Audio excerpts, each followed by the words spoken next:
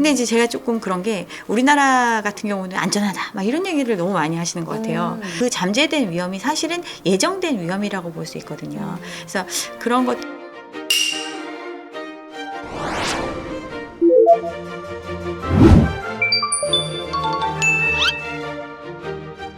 사실 미국 실리콘밸리 은행 파산 이후에 크레딧 스위스 은행 위험까지 조금 금융 시스템 전반에 대한 걱정들이 많아요. 그래서 지금 뭐 PF 쪽도 위험하다는 얘기도 꾸준히 나오고 있고, 그래서 이 여파가 뭐 연준이나 한국의 기준금리나 그리고 저희 부동산 시장에 좀 어떤 식으로 작용하게 될지도 궁금하거든요. 여기에 대해서 좀 인사이트 있으시면 같이 나눠주세요. 일단은 지금 외부적인 이슈로 발생을 하고 있는 게 이제 금융기관의 위기 상황이 계속 도래를 하고 있는데, 이 얘기는 사실은 이제 전반적인 기조에서 당연히 발생하는 현상이라고 볼 수 있어요. 과거에 이제 유동성을 굉장히 많이 푸는 시기가 있었고, 그렇죠. 어떤 유동성을 풀었던 이유는 경기를 부양하기 위해서 유동성을 푸는 정책을 해왔던 게 사실은 전 세계적으로 해왔던 상황이었는데, 거기에 블랙스완, 코로나 팬데믹이 터지면서 예상치 못한 상황이 발생을 하면서 이미 풀린 유동성 위에 또 다른 또 유동성을 쏟아 부은 형태거든요. 그러면 유동성을 많이 풀어냈다는 의미는, 유동성이라는 게 결국은 신용을 가지고, 원래 내가 갖고 있는 기본적인 돈이 있으면 네. 그걸 바탕으로 신용을 가지고 이제 빌려주고 해서 빚으로 만들어낸 게 바로 그렇죠. 유동성이거든요. 그러면 이런 것이 많이 발생을 한 상황에서는 당연히 따라오는 게 인플레이션이에요. 그럼 인플레이션이 발생을 했는데, 인플레이션이 경제에서 가장 안 좋은 영향을 줄 수 있는 요소거든요. 그러니까 약간의 인플레이션은 괜찮지만 네. 급격한 인플레이션이 오는 경우에는 사람의 생존의 문제로 연결이 될 수가 있어요. 당장 그렇죠. 내가 빵을 하나 사 먹는데 예전에 1,000원이면 사 먹을 수 있었던 걸 극단적으로 10,000원을 줘야 사 먹을 수 있는 네. 상황이 온다. 이게 바로 인플레이션이거든요. 그러면 돈이 있는 사람, 이런 사람들은 그래도 좀 타격이 덜하겠지만, 돈이 없는 사람들은 당장 먹고 사는 문제와 직결되기 때문에 그렇죠.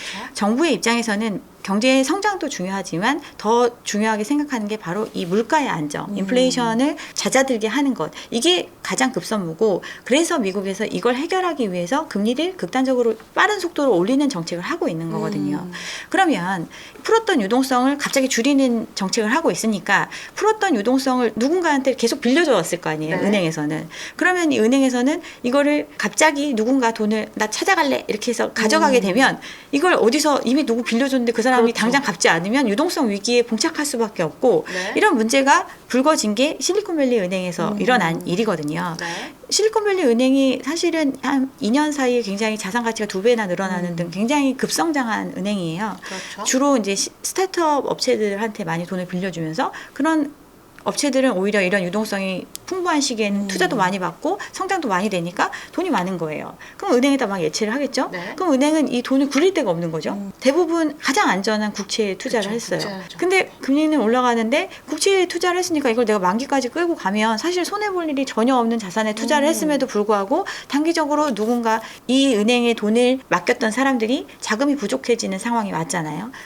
예전만큼 화랑이 아니니까. 그렇죠. 그럼 돈이 필요하니까 돈을 찾아가게 되고, 그러면 당장 있는 자산을 처분해서 그 돈을 돌려줘야 되는데, 지금 시장에서 그럼 손해를 보고라도 처분할 수밖에 없는 상황에 처하게 그렇죠. 됐고, 그런 위기가 커지면서 뱅크런, 내가 이렇게 뒀다가는 돈을 못 찾겠구나 이런 마음이 드는 사람들이 많아지고, 그러면서 이제 뱅크런으로 이어진 거거든요. 네.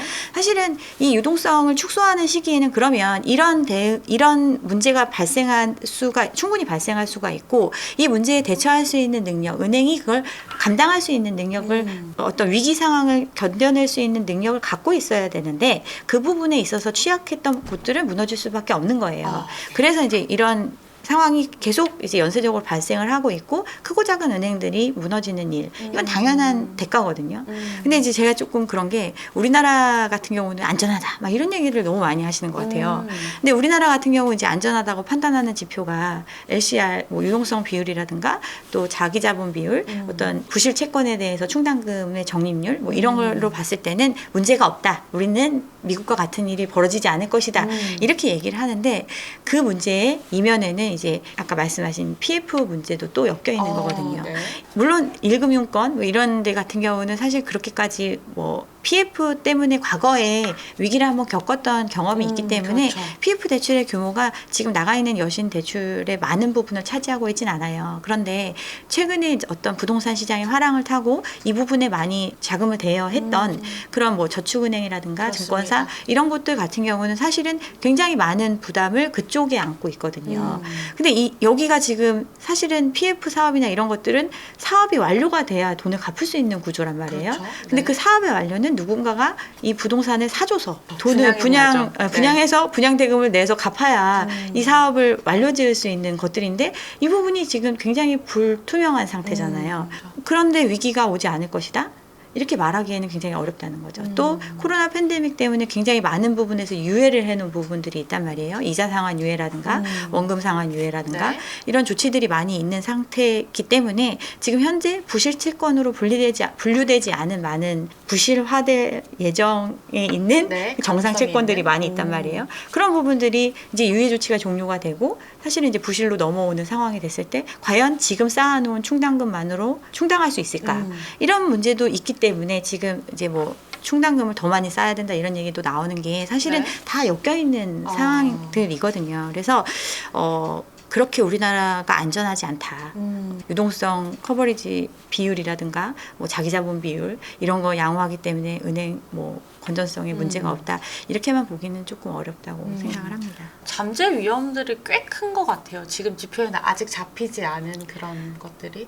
그렇죠. 네. 그래서 뭐 한국은행에서 이제 금융안정 보고서를 계속 내잖아요. 그 보고서의 내용을 봐도 지금 현재 상황에서의 지표로 봤을 때는 안정적이지만 그 안에 내면에 관한 얘기들이 굉장히 많이 나와 있어요. 거기에도 네. 보면 그 이런 정부의 유예 조치가 반영된 결과다. 그리고 또 지금 이런 비은행권 금융기관의 경우는 굉장히 어떤 부실의 위험이 있다. 이런 부분들이 있고 그 잠재된 위험이 사실은 예정된 위험이라고 볼 수 있거든요. 그래서 그런 것들을 조금 감안하셔가지고 조금이라도 자기 자산에 대해서 좀 경각심을 가지고 임해야 되지 않을까 네. 그렇게 생각합니다. 보수적으로 접근을 해야 될 것 같습니다. 사실 PF 대출 같은 걸 보면 저축은행이나 이쪽 규모가 최근에 굉장히 많이 는 걸 제가 봤거든요. 사실 나중에는 그게 조금 도구로 작용할 수도 있다는 거를 지금 이제 저희가 깨달았으니까 그것도 조금 같이 유의 있게 보시면 될 것 같습니다.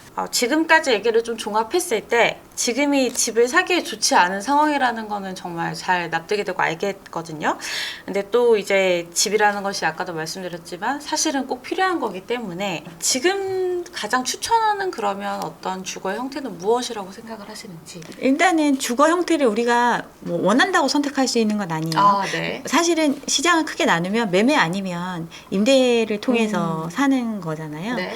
근데 제 생각에는 뭐 부동산, 그러니까 아파트 시장에 한정지어서 생각을 네. 한다면 저는 이제 반전세 형태를 가장 추천을 합니다. 일단은 월세보다는 이제 전세 비중이 조금 있으면 어떤 다달이 부담해야 되는 비율이 금액도? 조금 네. 적으니까 반전세 형태, 그리고 어떤 자산 가치가 하락을 하더라도 이 정도, 그러니까 완전한 전세 형태보다는 좀 낮은 규모이기 때문에 좀 감당할 수 있는 범위 안에 있다고 판단할 수 있기 때문에 그러니까 유리한 방법을 선택을 하시는 거죠. 그리고 이제 전세 같은 경우도 만약에 내가 굉장히 우량한 지역, 내가 나중에 평생 소유하더라도 후회하지 않을 것 같은 지역의 경우는 전세의 형태도 그러니까 선호할 수 있고 그것 나쁘지 않다고 생각합니다. 그리고 월세 같은 경우는 실제적으로 이제 보통 생각을 하시는 게 월세는 다달이 부담해야 되는 비용이잖아요.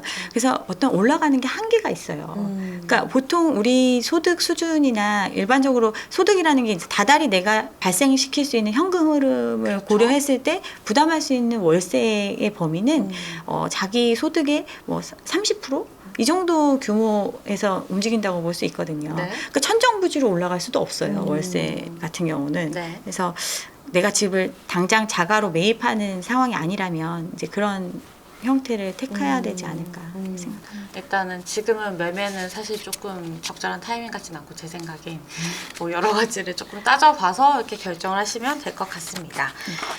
사실 그 마지막으로 이제 지금 부동산 시장에 되게 혼란스럽게 여기시는 분들도 많고 그리고 부동산을 잘 모르고 요새 어려워하시는 분들도 많아요. 이제 그분들께 조언을 좀 해주신다면 어떨까요?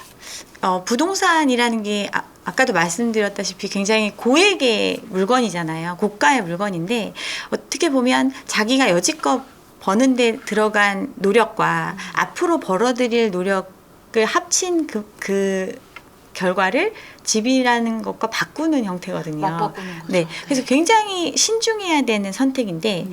요즘 이제 부동산 시장 관련해 가지고 굉장히 많은 정보가 나오고 있어요. 특히나 이제 유튜브가 발달하면서 부동산 시장에 대해서 이게 자칭 전문가라고 하시는 분들이 굉장히 많이 나와서 네, 얘기를 하고 많죠. 굉장히 확신에 찬 어조로 이야기를 한단 말이에요. 근데 그런 것만 듣고 판단을 하시는 거가 저는 굉장히 조금 걱정스럽고 우려되는 부분이라고 생각을 합니다.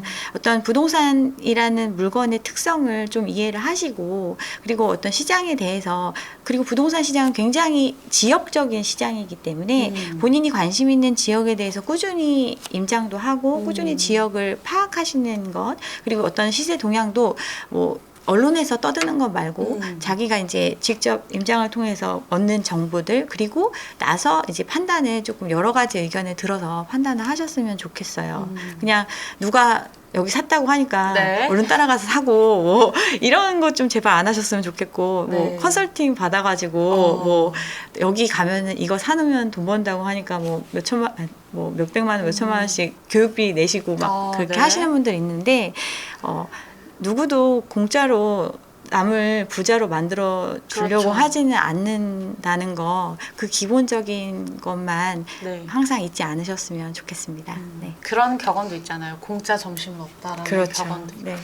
부동산이 정말 이제 큰 재화이기 때문에 정말 신중하게 접근해야 하는 것임에도 불구하고 사실은 아직까지는 좀 가볍게 접근하시는 분들도 많고 사실 저도 공부가 너무 부족하고 그런 상황인데 이런 하락기에 와가지고 정말 뼈아픈 교훈을 얻고 있습니다. 그래서 같이 저랑 그리고 간사님이랑 같이 공부 많이 하시고 그러시면 좋을 것 같아요. 네, 오늘도 이렇게 멀리서 와주셔가지고 좋은 말씀해주신 거 너무 감사하게 생각하고요. 그리고 또 기회가 되면 또 다시 뵐 수 있었으면 좋겠습니다. 네, 오늘 말씀 감사합니다. 네, 감사합니다.